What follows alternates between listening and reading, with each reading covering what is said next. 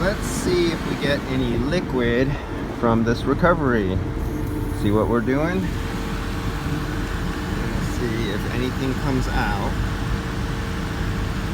on this one. I'm doing both sides.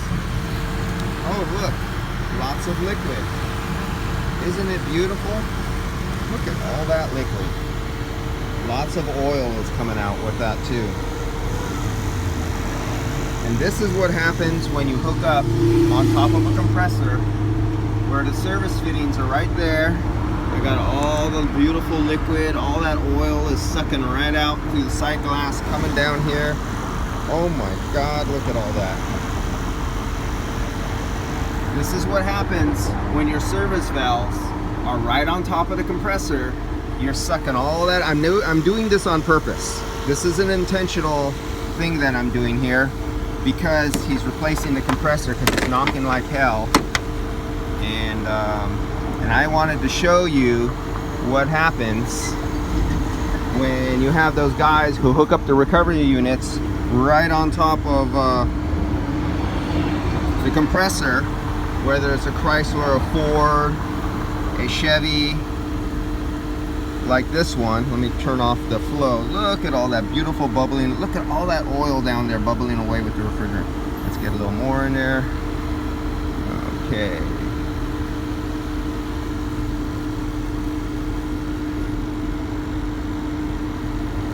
Yep, and that's what happens when you have that scenario.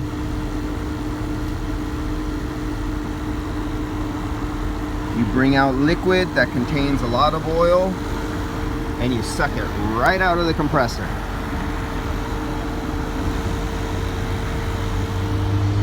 So I got 460 grams out of there. So I'm also measuring how much refrigerant because he has such a bad knock on the compressor. He pulled it out. This is the owner of the automotive shop. This is his wife's car. So a while ago he pulled the compressor pin out because he didn't want to get metal flakes throughout his system. Hopefully he caught it in time, but he's getting a new orifice tube, a new accumulator, and then he always asks me what to do, and I told him, since your orifice tube, here's the Y that splits to the back right there. See that Y right there? So the liquid comes from the bottom, the subcooled refrigerant comes from the bottom, from that one line. It hits that block, it goes to a Y. From the Y on the upper one right there, it goes until where you see the little dimples. You see the little dimples in the middle? At that joint, there's an orifice tube in there. That orifice tube is for the front evaporator. So anything after that dimple, it's low pressure. Anything behind is liquid, high pressure. But then at the Y, it goes down below. That's liquid.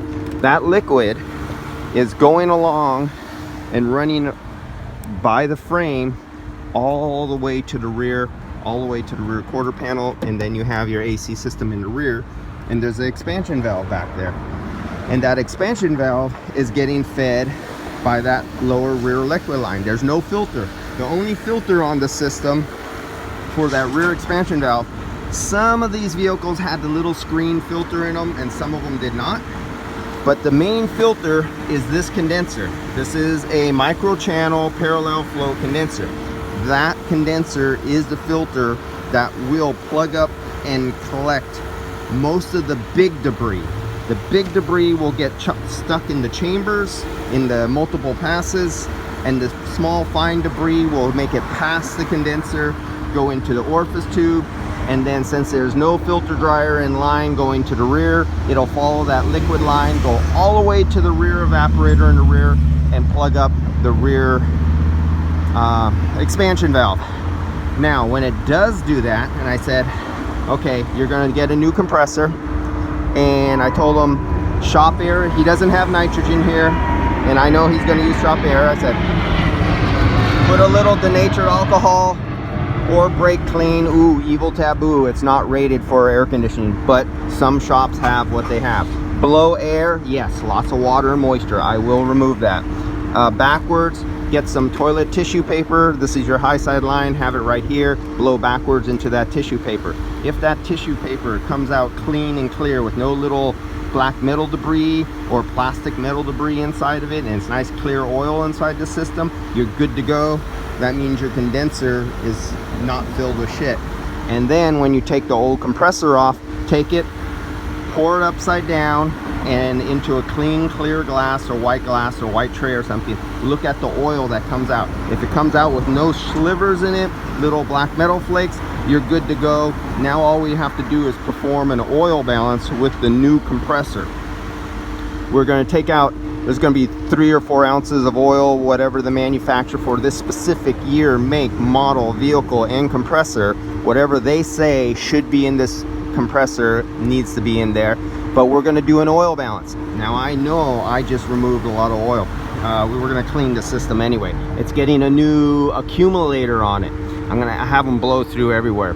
And if there's any debris in the system, he's going to have to go in the rear, open up the case, and we're going to replace that expansion valve in the rear and blow the line out all the way from the rear of the vehicle back up to where we nutted off, right, or up here. Take it apart and blow it back through the line where it goes in and make sure it's clean and clear. Basically, he's going to be flushing the system if there's any debris found. But I had to make an example out of this vehicle and put this on here to show you what happens when you hook up to these kind of systems.